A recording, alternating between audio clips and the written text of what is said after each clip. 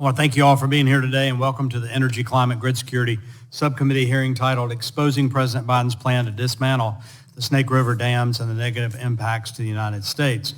Today we'll examine the draft mediated agreement recently released by the White House, U.S. government commitments in support for the Columbia River Basin Restoration Initiative and partnership with the six sovereigns.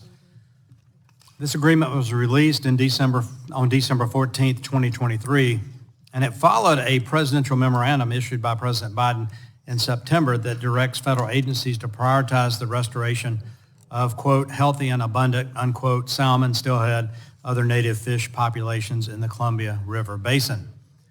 The agreement was filed in the district court in Oregon and set commitments made by the federal government.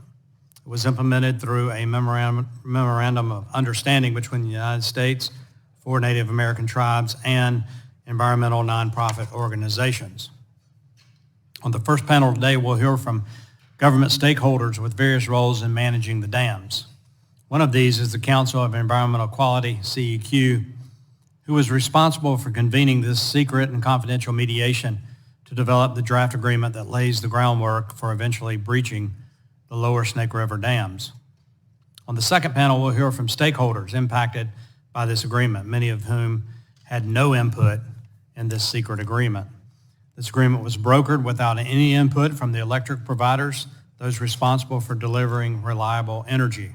It's important we hear from one of their representatives today, Jim Matheson, the CEO of the Rural Electric Cooperative Association, will testify about how the potential agreement would jeopardize electric reliability and increase the cost for millions of Americans throughout the Pacific Northwest.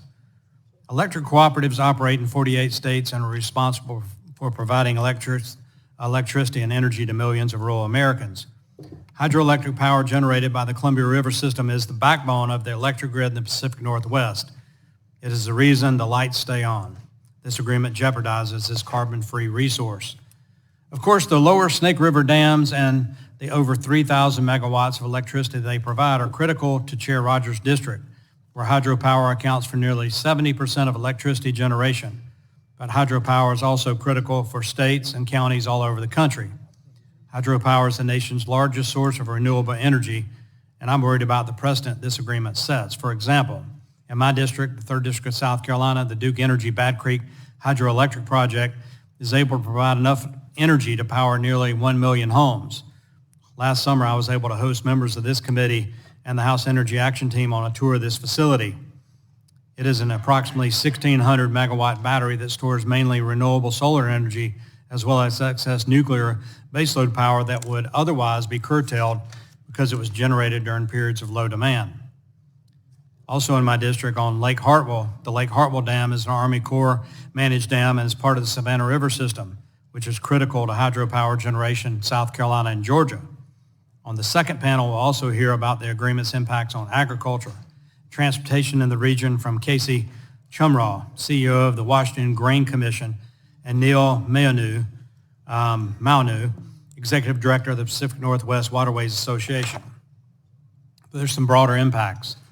This agreement represents ineffective governing and stripping the people of Chair Rogers District of their right to be heard in the process.